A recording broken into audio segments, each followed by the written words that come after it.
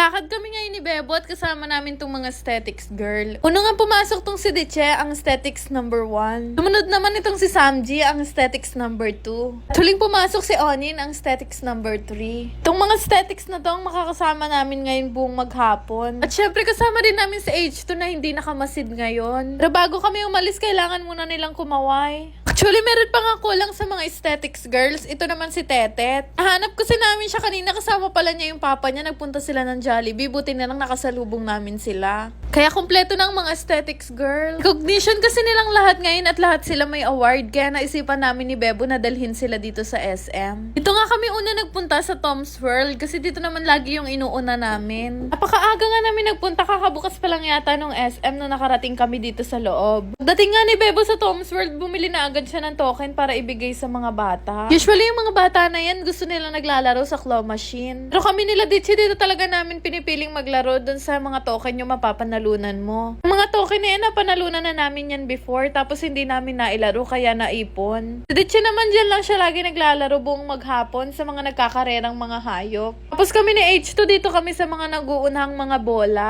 Bonus nga ni Ditche dito sa mga naghahabulan na yan. Minsan din naman sinaswerte kami dito ni H2 sa mga bola nag-uunahan. Dito lang din yung lagi ko nilalaro dito kasi feeling ko mas madali itong laruin tas malaki pa yung mapapanalunan mo. Kaya lang ngayong araw hindi kami sinwerte, natalo lahat ng token na dala namin. Naubos na nga yung mga token namin, nagutom na rin yung mga aesthetics kaya dito namin sila dinala sa Jollibee. Mga bata talaga kapag tinanong mo kung saan nila gusto kumain, Jollibee yung sasagot sa'yo. Ilang oras na din kasi kami naglalaro sa Tom's World kaya nagutom na kaming sabay-sabay. Kaya naman pala nawala si Bebo kanina, nagpunta pala siya ng Chowking. Nag-take out na lang siya ng gusto niya kasi lagi na lang daw Jollibee yung kinakain namin. Litchi nga habang kumakain masama loob kasi naubos daw yung token niya. Si Onin naman kaya tahimik yan, nahihilo na yan. Ito nga si Samji, masarap kasama kasi ang lakas niyang kumain. Ito namang si Tetet, sobrang slow mo kumain. Pinifeel niya talaga bawat tomato sauce. Dahil nahinip na nga si Samji sa tagal ni Tetet kumain, tinulungan niya na to. Mga kain na nga kami, naisipan na naming lumabas kasama tong mga aesthetics. Paparating na ang mga aesthetics.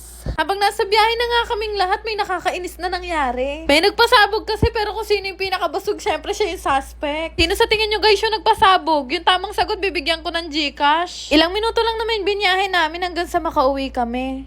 Sakto nga pag-uwi namin, meron daw dumating na package sa akin, sabi ni nanay. Medyo mabigat nga to at wala pa akong idea kung kanino talaga to galing. Pagbukas ko nga, akala ko mga baso. Pero dahil nakabalot siya at parang may nag-moist na, hindi siya baso, para siyang pagkain. Hindi ko pa nga siya natatanggal sa dyaryo pero naaamoy ko na napakasarap. Kaya lang yung una kong binuksan, nabasag na pala siya. Nendan nila ako ng 6 na products. Dahil nalaman din siguro nila na mahilig ako sa bagoong. Pangalan nga ng products nila is Pastilan. Na-excite na akong itry ito kasi mahilig ako sa mga ganitong pagkain. Sobrang bango nito guys at parang napakasarap niyang ihalo sa kanin. Iba-iba nga yung flavor na sinend nila sa akin. Sayang nga kasi medyo busog pa ako ngayon kaya hindi ko pa ito masusubukan. Pero sobrang salamat po sa nagbigay sa akin. Pero bago nga ang lahat, meron akong gustong i-share sa inyo na laro. Pero kung wala ka pang account, tuturuan kita kung paano mag-register. Para mag-register ka, kailanganin lang naman yung phone number mo at mag-create ka lang ng password. Siyempre yung OTP na marireceive nyo, kailangan yung ilagay.